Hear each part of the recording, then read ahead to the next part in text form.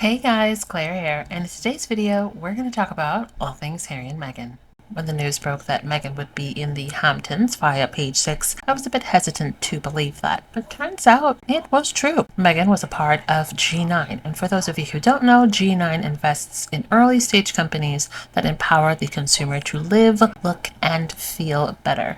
Meghan is pictured here with her longtime bestie, Misha Nono, and of course, Bobbi Brown. Bobbi and Meghan were featured in a campaign for her makeup brand, I believe in 2016, and that event featured a lot of powerful entrepreneurial women. Gwyneth Paltrow was there, Reese Witherspoon, notable, powerful women that have very successful brands. So this is very much on theme for Meghan.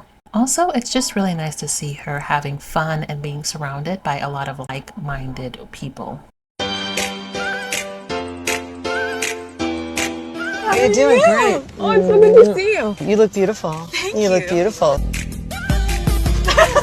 Penguin Random House announced that the British GQ included Prince Harry's Spare on the list of the best audiobooks for hands-free reading this summer. As someone who has the paperback and also listened to the audiobook, I definitely agree. If you haven't read it by now, the audiobook is the way to go. Actress Kate Beckinsale calls on the tabloid to remove an entirely false article about her personal life. On Wednesday, editors at Daily Mail published a story with the headline, Kate Beckinsale opens up about her difficult time she's going through with her mother's cancer. Kate Beckinsale took to her official Instagram page to openly call out that lie. For clarity, I have never met or spoken to Richard Eden, who has written an article implying that I have opened up to him about my mother's cancer. I do not know him, and certainly would not speak to the Daily Mail or any other tabloid about something so personal that is not even mine to share. Now you may be wondering, what does this have to do with Harry and Meghan? Richard Eden writes for the Daily Mail and regularly writes a lot of horrible stories about Harry and Meghan, so this just shows you the character, or lack thereof, of the people who make up the UK tabloids. And I'm really glad that she openly called him out, and not just the Daily Mail, but called him out by his name. I feel like more people need to do that. Take them to task in real time. Name them and shame them. Because if you're brave enough to lie about someone, you should be called out on it. In the last video, we discussed that the 2027 Invictus Games will be in the UK. And a lot of people are wondering if Meghan will be accompanying Prince Harry then, as she always does. Prince Harry was very clear that he will not be bringing Meghan back to the UK over safety fears. But he fears negative tabloid narratives endanger him and his family. All it takes is one lone actor, one person who reads this stuff to act on what they have read.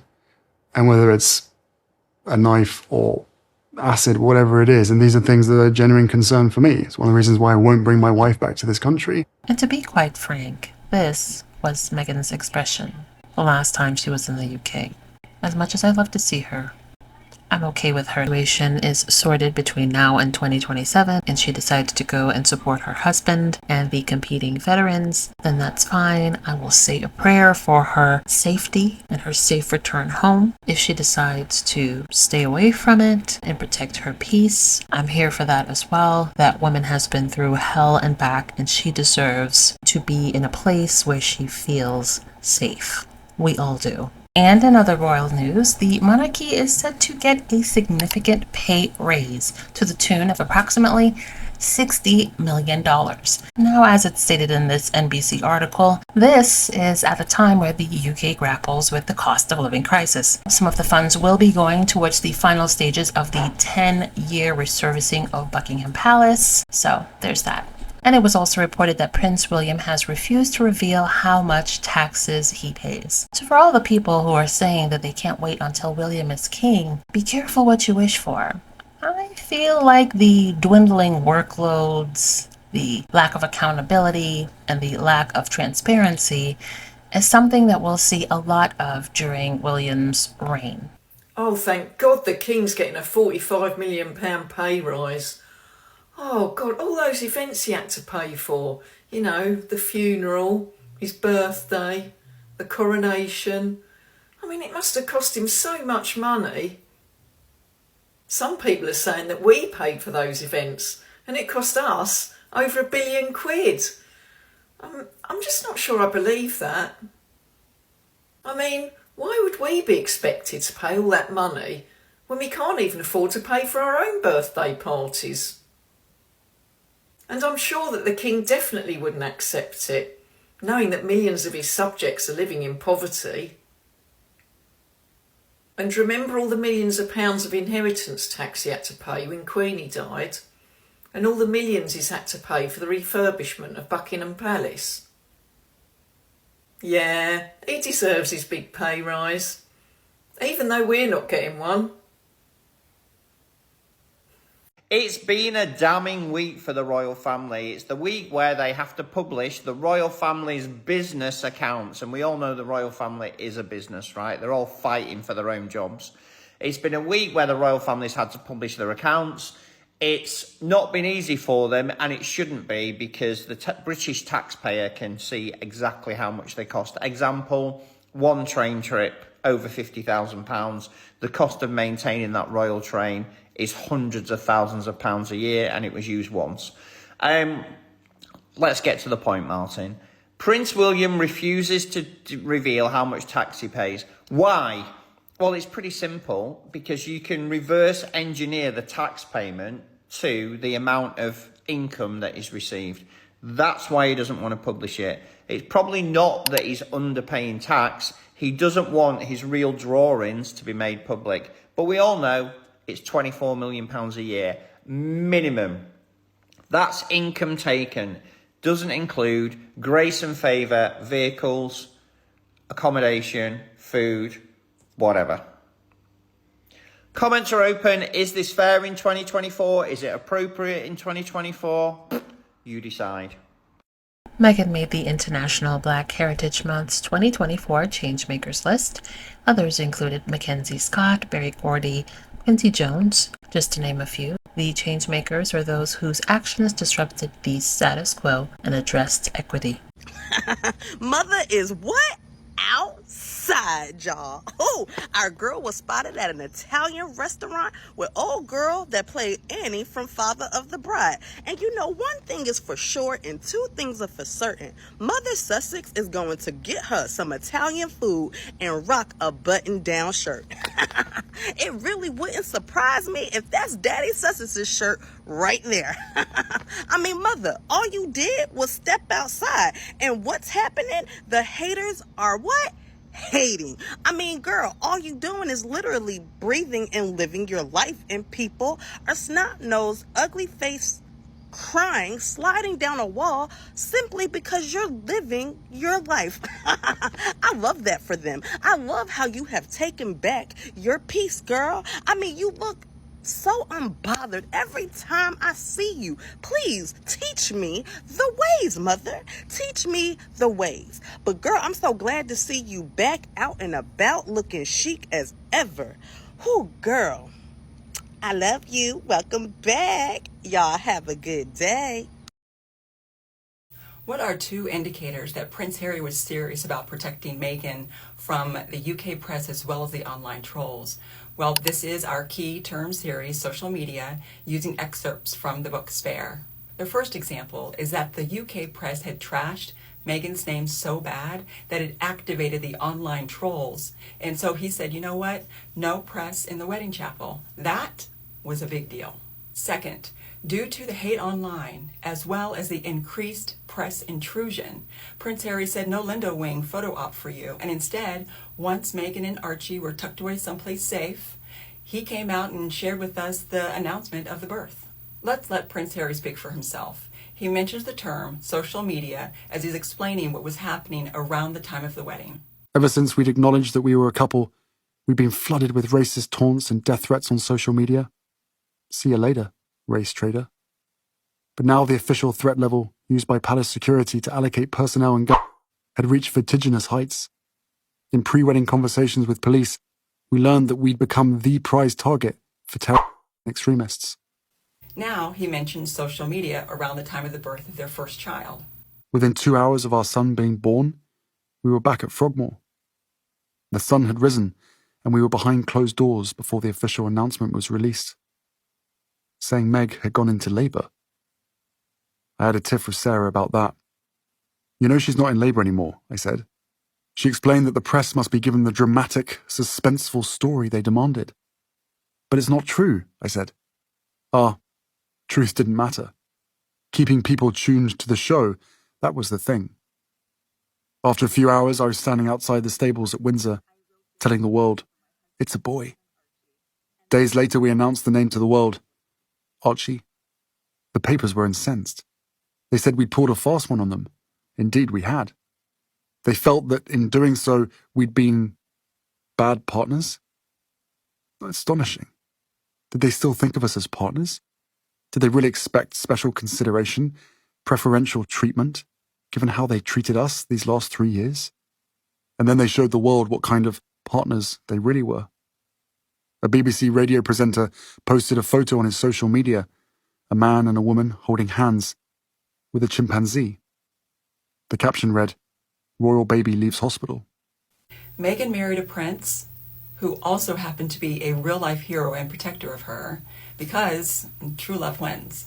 The Black Little Mermaid outcry and the hatred towards Meghan Markle are very similar. Black women aren't meant to be the main character. Unless a black woman has a unique talent, usually music or sport, that people don't want to miss out on enjoying, black women aren't meant to be seen at all. Do you know how we know the hatred towards Meghan Markle is racism? Because she was famous before Harry, people didn't give a shit. Watched her in Suits and were A-OK. Suddenly, she marries a white prince and becomes the most hated person in the country. It's what she's now famous for that's the problem. Women especially have been consumed by this mean girl jealousy, but when asked what the beef is, can never point to a single thing Meghan's ever done to them, or anyone for that matter. I just don't like her. She gives me a bad feeling. Or say something completely made up and non-certifiable, like she clearly controls Harry. The same Harry who can go to war, suddenly at 40 with 2 kids, can't make his own decisions. Yeah, makes sense, yeah. Of course some people just rub you the wrong way, but she didn't annoy you when she was Hollywood royalty. Why? When? British. I've seen this on micro scale. Indulge me. I backpacked the world with a white passing mixed British-Chinese friend, all the things white men love, and we had our roles. She was a hot one, I was funny best friend, until we got to South America. Now, it goes 2 ways in countries without black women. They either love or hate you on sight. Chilean men lost their shit. My friend, for the first time, was less desired than a black girl and lost her mind. She actually complained, no one's paying me any attention, as if there was something wrong. Funny thing is, that's the world I inhabit all the time. To her, something was broken. To be a white woman is to be chosen above all others. She turned to me, and for as long as I live, this will be forever emblazoned in my mind, and said, you could get someone really good looking here. Here, you could get someone good looking here. Repeatedly. She said here more times than the House of Commons has heard, to ensure I knew this wasn't normal. You see, people will swear they don't notice any privileges, but watch the red rage rise when those privileges are even temporarily taken away. Women will swear female solidarity as long as hierarchy is intact. You can be pretty, just not prettier than me. For the first time in women's existence, the white prince hasn't chosen them, and they're pissed. So everyone can cry, not a racist bone in my body, but until you can tell me what Meghan Markle's done to you, to anyone, you can't rule out your anti-blackness. Because that random white Zimbabwean Prince Harry was dragging about, no one gave a shit. The British public preferred a white African to a black American, and you still tell me it has nothing to do with race. Could it be? People are mad because that little girl is getting above her station, and this echelon of society is whites only. Talk to me. So what do you guys think? Do you think that this latest sighting means that we are one step closer to the official launch of American Riviera Orchard? Fingers crossed. What I love about seeing Meghan in this environment is that now she's able to return to her regularly scheduled programming, which is being a girl's girl, seeing her surrounded by so many powerful women. It's very inspiring.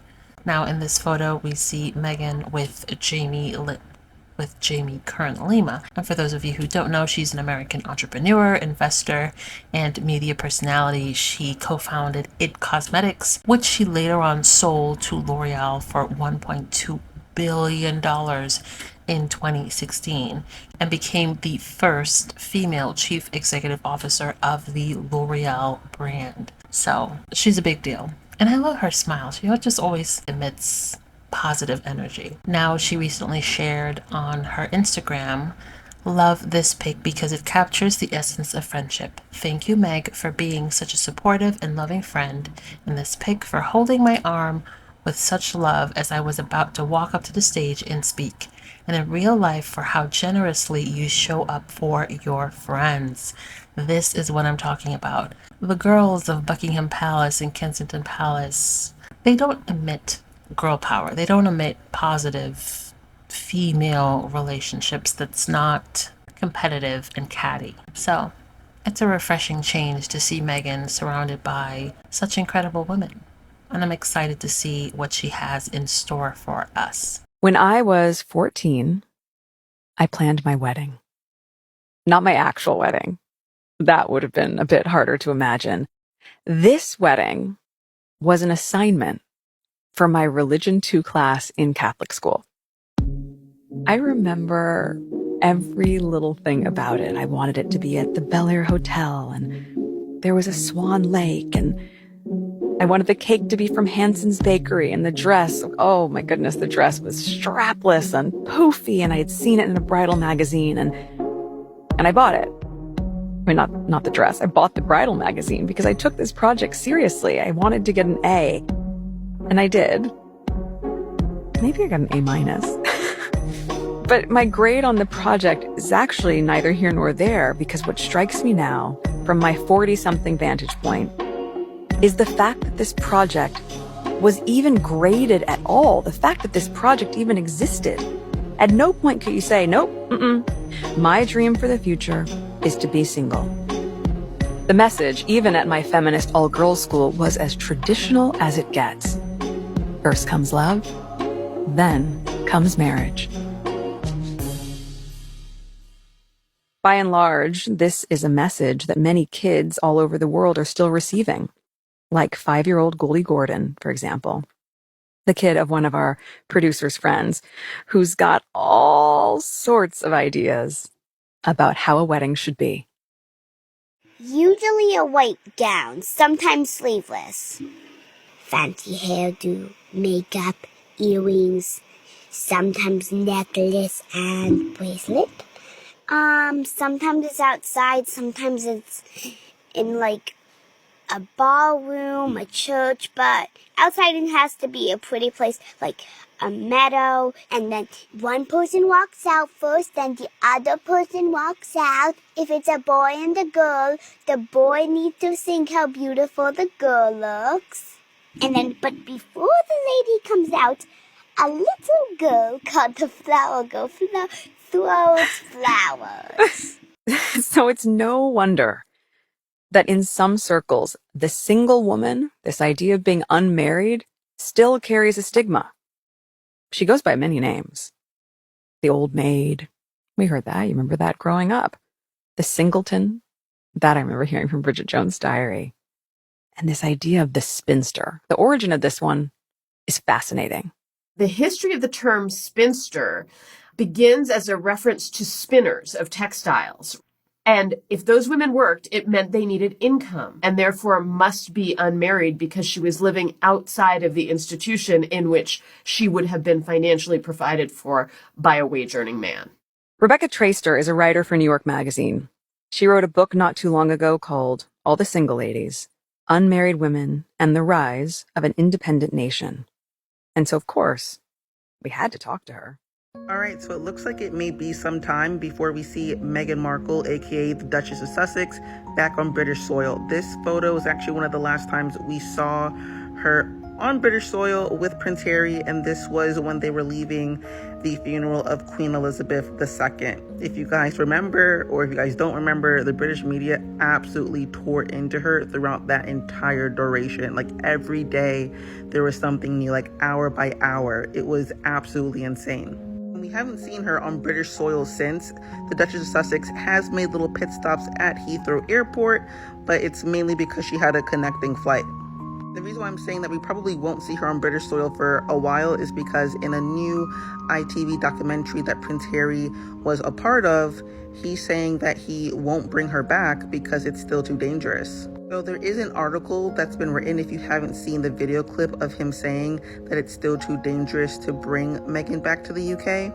Harry says that it's still dangerous and all it takes is one lone actor, one person who reads this stuff to act on what they have read, Harry said, and whether it's a knife or acid, whatever it is, and these are things that are of genuine concern for me. It's one of the reasons why I won't bring my wife back to this country. If you guys don't want to take Prince Harry's word for it, in 2022, the former head of counterterrorism for the Metropolitan Police said that there were genuine threats to the Duchess of Sussex's life while she lived in the UK. He went on to say that they had teams investigating it. People have been prosecuted for those threats. One of the reasons why Prince Harry felt forced to step back from his role as a working royal and leave the UK is because one of the reasons was security concerns for his family. Move was really scary. Like at every possible opportunity, the forces that were working against us tried to make it impossible. Did I expect to find ourselves in this situation so quickly? No. I think we've done a really good job. And I have no regrets. It's incredibly sad, but I have no regrets at all because now I'm in a place where I feel as though I should have been 4 years ago.